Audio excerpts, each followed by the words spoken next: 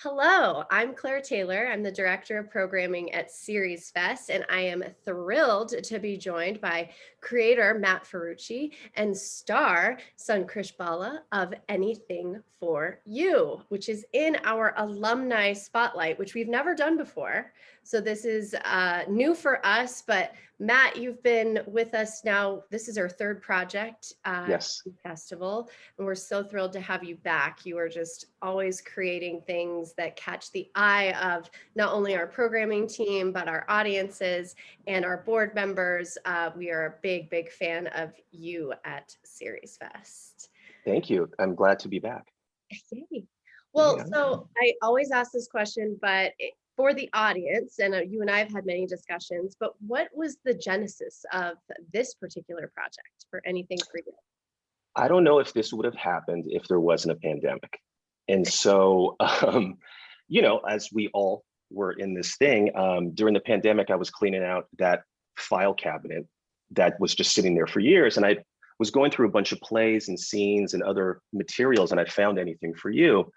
And I was like, oh, I always loved seeing this performed. It's a award-winning one act that's been around since '93, written by Kate Allen, this great playwright in New York. And it's two women discussing the possibility of having an affair with each other. And I was like, wow, this would be really cool if it was two men, two married men. I thought it would give it a bigger sense of danger. And as the pandemic was wearing on, I was trying to find a project that was pandemic conducive. So this was one location, two actors. I thought it was really easy to shoot, that we could pull this off. And so I contacted the playwright. I found her. I pitched her my idea. We talked on the phone. She was gracious enough to give me the rights. She was gracious enough to let me flip the genders, to rewrite it. And I came up with the script, and I was like, who would be great in this? And I obviously thought of Sunkrish, and I thought of Elaine Uwe, the other star who couldn't make it today because he's just too big for us. And we put it together. We shot this in the end of October, and it was really something.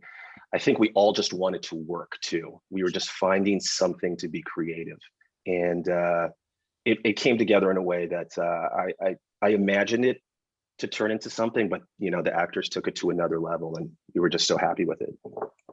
Well, and Sunkrish, what was it like for you to play a role that has such depth, right? We're watching it and you're kind of right in that first 2 minutes, assuming we already know these bros that are at the bar, and then it definitely turns on its head. So as an actor, what was it like for you to explore that kind of untraditional side of masculinity? Well, yeah, I think it's exactly that. Like, the reaction that we most often get is that there is an assumption as to who these people are. And it was really fun to play with that with Elaine and with Matt as to how to honestly, like, not intentionally subvert people's expectations, but know that people do judge immediately, and people do think things immediately, and really explore how much behavior is performance, how much we were performing for each other, or how men perform for each other in terms of like how to behave as men and how to act as men. And I think that was the most fun, right? And how even in our revelations to each other through that short, how honest are we actually being, even though we're saying we're being honest by revealing these things? I don't know how honest Elaine is saying that, or Elaine's character was being by saying he just wants to have an affair to get it out of his system. I don't know if I buy that, but like the way we convince ourselves and convince each other that something is okay and something is not okay was what was attractive to me about this. Yeah, you can see that between the two of you going back and forth, like just your inner monologue. It's all that's missing is the bubble above your heads, and I love that that's what's kept from the audience. And Matt, can you talk about like your director's vision? I mean, you mentioned that you swapped the genders and that you had a special take on this. Why go this way? First off, it's really good that you said the inner monologue. I felt like this piece was like, we all have this inner monologue of things we don't say, and they're actually saying it. And that's what was exciting about it. For this, I mean, my vision was, as opposed to some other projects I've done, it wasn't all about the visual. Like the material and the actors are going to carry this. So don't overthink how you're going to shoot this. Just in a sense, put the cameras down and don't mess it up, and make sure you capture it. That being said, I've done a few things like Kensington. There was, that took place at the therapist's office. So there was a lot of ways, like, there's a lot of times when you have a conversation and how to make that as dynamic as possible. And, and also it's like a 14-minute scene.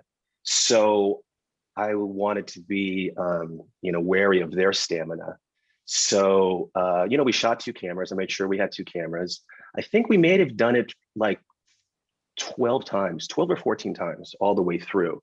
And yeah, I know it felt like a lot, but, I was just really wary of time, especially, we're gonna get 2 takes here, 2 takes there, 2 takes in another direction. The flashback to the nightclub where Sunkrish's character George almost kisses or does kiss Richard, that wasn't in the script. It's alluded to, right?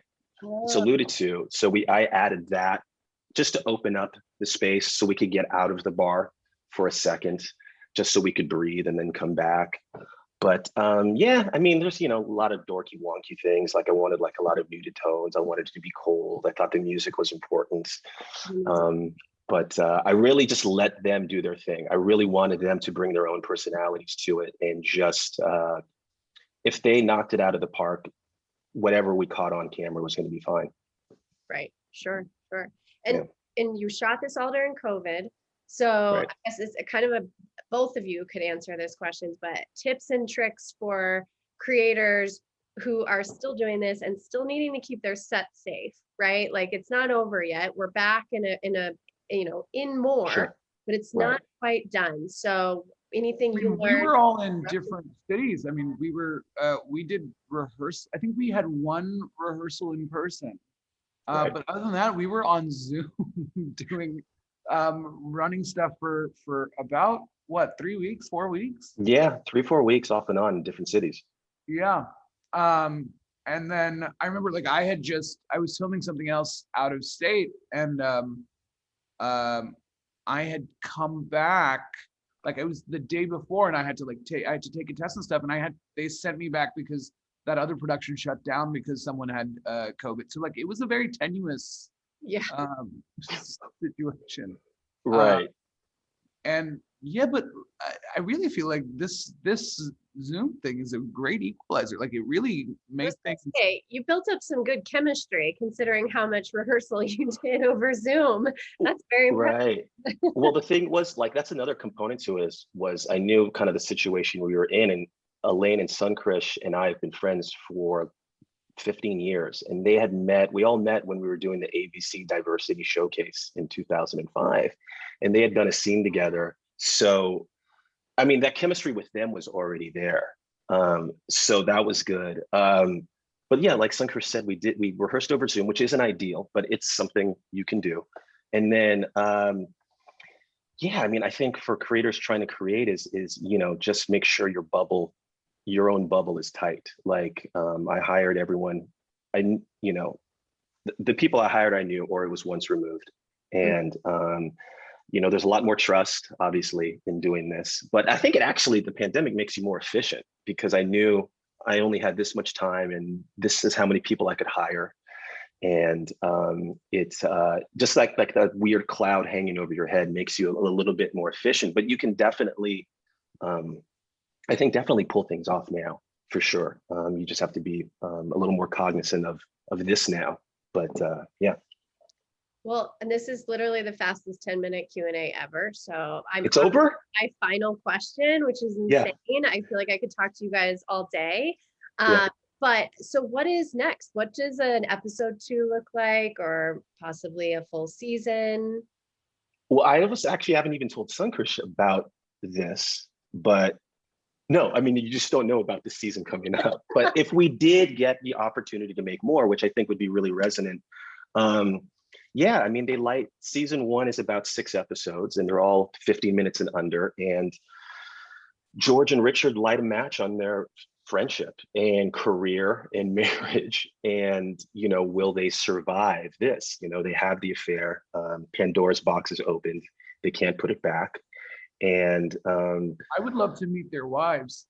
their wives get involved too. They have suspicions. And then there's, they talk about, they're both real estate agents, and George's son Chris's character is doing some shady real estate deals. Everything is a cover, not only their sexuality, but their jobs, fraud, and can they survive the ramifications of having an affair with each other. So, yeah. Well, we can't wait to not only see what comes with anything for you, but also Matt Ferrucci constantly hitting out of the park with SeriesFest, and we are always looking forward to your next project. So thank you both. And Thank you. SeriesFest. Can I thank SeriesFest? yes, come on. I can thank SeriesFest has been a great supporter, honestly, of creators, unlike any other festival I've been to.